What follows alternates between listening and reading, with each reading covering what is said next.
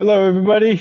Sorry for missing the lecture for last week. I'm going to go ahead and deliver that today, week six micro lecture, as well as week seven.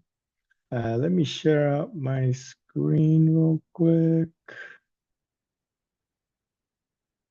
There we go. All right, I should be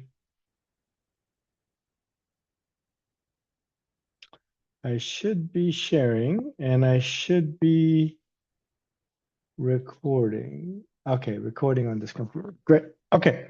So let's cover week six real quick. We are wrapping up domain three.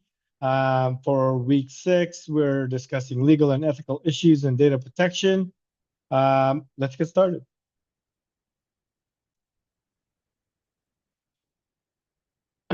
Okay, so let's talk about data and how data in the industry is becoming a extremely valuable asset with regard to how companies do business, how companies share data, market products, and all that stuff. We're going to talk about the protection and the legal and ethical responsibilities from a cybersecurity perspective. And then we're going to focus our agendas for today, week six and week seven, for the domains, wrapping up domain three and parts of four. Let's go. So let's talk about legal issues. GDPR, that is the data rights that is in place in the European regions. HIPAA is the regulatory standard in the US, which protects medical data. That is um, your health data. CCPA, that's the Consumer Privacy Act, or not Act, in California. And then we have the breach notification requirements. The ethical issues in data protection, privacy versus business needs is always a juggle between cybersecurity, information security, and how the business functions. We need to have informed consents. Data minimization, which means we don't take too much information from each business or each customer. And then we have to establish trust and transparency. The key terms here, PII, personally identifiable information. That is your name. That is your social security card number. That is your passport number. That is your address, email address, can be your IP address. Sensitive data includes your health data, heart issues, diabetes issues, cancer stuff, financial, your bank accounts, credit cards, etc., biometric, fingerprints, face patterns. Security awareness training with regard to the domain. The goal is always to ensure that the employee is the first line of defense, which means they're able to identify phishing attempts through our phishing simulations, typically, ideally, run once a quarter. Role-based training with regards to if you're a developer, you receive OWASP training. If you're a pen tester, you receive pen testing related training. If you're a system admin, you receive system admin specific training, that sort of thing. And regular refresher sessions. These are security awareness programs or initiatives. Of course, you'll have your annual cybersecurity awareness training, but it shouldn't stop there. Ideally, you are adjusting to the landscape, the threat landscape that is currently playing out. So if there's a lot of phishing attempts at the moment, like for instance, it is October leading up to December and January. These are high times for a lot of shopping, a lot of consumers trying to buy things, acquire things. And so there are going to be a lot of phishing attempts, malicious emails trying to get information from you, the user, or you as a customer. And it goes beyond just emails. There's also phishing, which is voice phishing, and then smishing, which is SMS, text messaging, random text asking you how you are, haven't seen you in a while, unknown phone number trying to get you to respond. Don't respond, delete right away. Okay.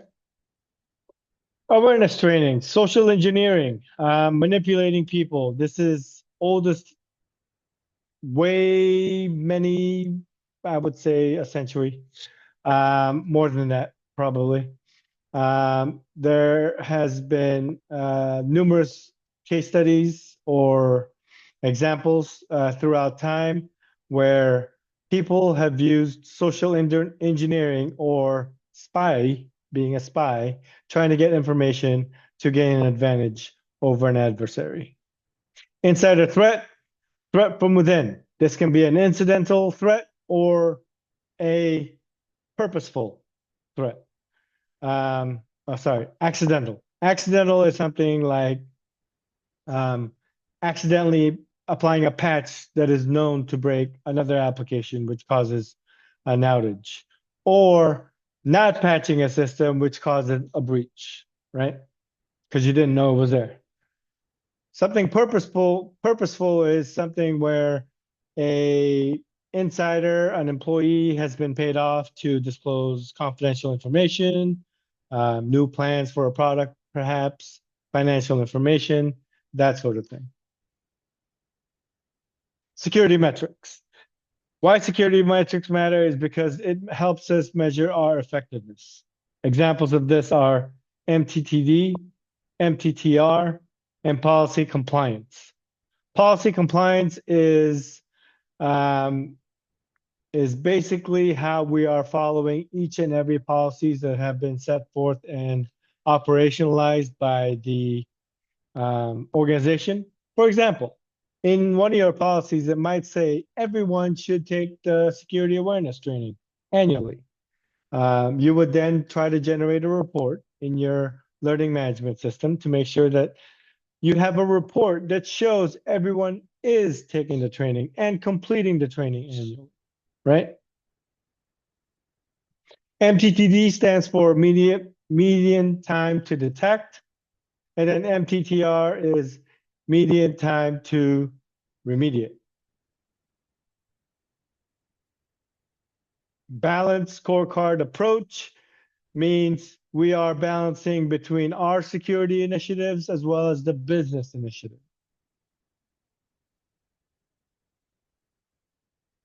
Okay, key terms for metrics, KPI, key performance indicators. This helps track security program success. KPIs go beyond security, folks. KPIs can be applied to any department within IT or within the organization. KPIs must be purposeful. Otherwise, if you're just generating random statistics anywhere, it's not making anything better. However, if you want to improve security awareness training, you set KPI specific to that metric. Okay, which means you generate a report from your LMS and it'll report and tell you who has taken the training and who has not for the current year, previous year, the year before that, etc. Maturity models. We have CMMI, which is the initial to optimize, and then NIST, Cybersecurity Framework Maturity. There's others on top of this. You can follow CIS, which is the very basic program. However, there are case studies out there that if you do follow that very basic CIS top security controls, you will be able to stop up to 75 or more % of vulnerabilities or threats to your organization. Maturity models, key term. This is a framework for measuring effectiveness. And then for vendor and third-party risks, many breaches go through supply chain. Right now is exactly that case. Cyber hackers are attacking third-party vendors to get to their primary target. It is important to have due diligence. Assess your vendors to make sure they're secure and aligned with your security policies. Contracts and SLAs must be in place to ensure that we are enforcing responsibilities. Continuous monitoring of vendors, preferably at least once annual, to make sure nothing major has changed with that organization. Perhaps they've been acquired by another organization or a merger has taken place. These are things we need to track from a third-party perspective. Let's talk about some key terms. Third-party risk. These are the exposures via your suppliers, your vendors. SLA means service level agreements. These are the agreement levels that are agreed upon when you are signing the contract. For example, if there is an incident, the vendor is required to respond to you within the hour or 30 minutes or 15 minutes. Whatever that is, that needs to be in contract. So each party can be held accountable. Case study here. HIPAA violation. There was a healthcare vendor breach. There is a number of healthcare vendor breaches throughout the years, over the last decade. The ethical issues from breaches are, the main thing is that you lose trust, and the response should be to improve vendor management. All right, we're moving on to the week 7 presentation here. Hopefully everybody is keeping up. Again, this is a micro lecture. This is intended to enhance the content that you already have in Canvas. So let's begin. IT governance and incident response. Building a secure and accountable IT organization starts with IT governance and incident response. Managing systems, processes, and security through governance and preparedness helps us shape the culture of the organization. And the ideal culture of an organization is a shared security responsibility. Okay? Introduction. IT governance ensures alignment between business and technology goals. Incident response ensures operational resilience and data protection. We are going to cover governance frameworks, effective incident responses, and integrating governance and security management. Now, there are major IT governance models that we're going to talk about in this section. We're going to talk about how governance supports the accountability and compliance and risk management, along with incident response. And we're also going to touch on roles and responsibilities. So let's talk about governance. This is a framework for decision-making and establishing accountability within IT, specifically IT security. Ensures IT supports organizational strategy with key focuses on decision rights, accountability structures, and performance metrics. Decision rights is who makes the IT related decisions. Accountability structures is knowing who is responsible. And then process and matrix is how we're monitoring this performance. Why it matters. Governance aligns IT initiatives with business goals, as stated previously, manages IT-related risks and compliance. It improves our transparency and our accountability. It enables measurable performance and value delivery. Some of the major frameworks out there are COBIT. This is a comprehensive IT governance and control model. This focuses on aligning IT strategy with business, ensuring risk management and compliance, and measuring performance through maturity models. We have ITIL, IT Service Management for Value Delivery. These are for service organizations. Service strategy, service design, service transition, service operation, etc. ISO, specifically 38500.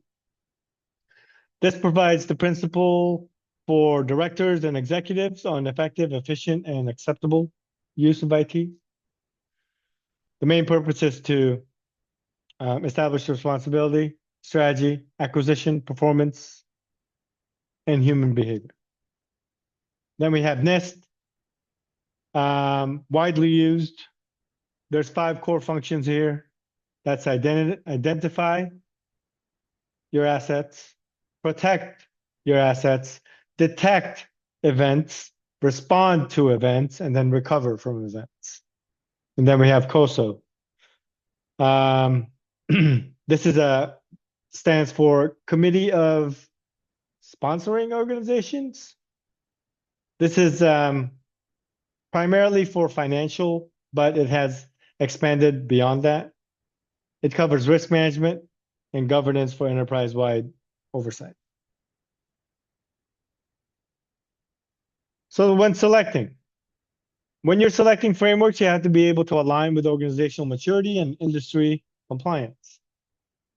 Combined frameworks such as COBIT plus ITIL plus NIST.